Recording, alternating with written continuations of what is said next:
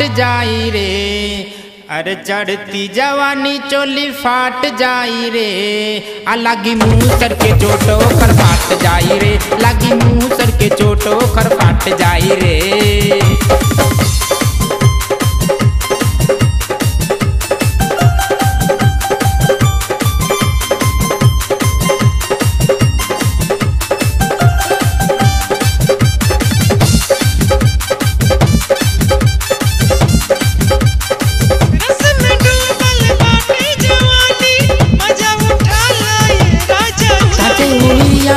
काचे जवानी हमरा से बची बची रह तू रानी। चूहा बड़ी यार चोली काट खाई रे। चूहा बड़ी यार चोली काट खाई रे। लागी मुँह सर के चोटो कर फाट जाई रे।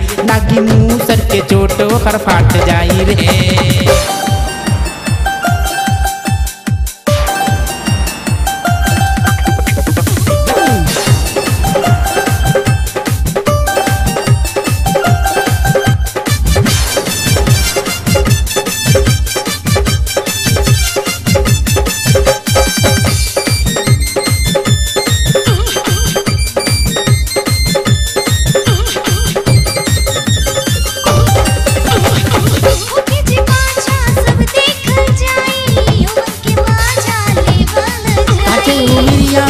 काचे जवानी हमरा से बची बची रह तू रानी। सुगा बड़ी यार चोली काट खाई रे।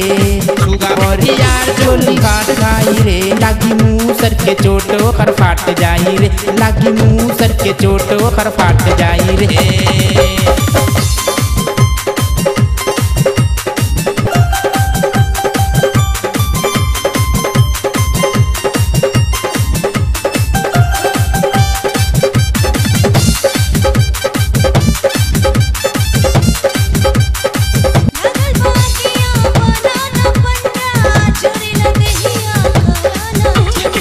हमरा की मत बुझा गोरी तू पंडा।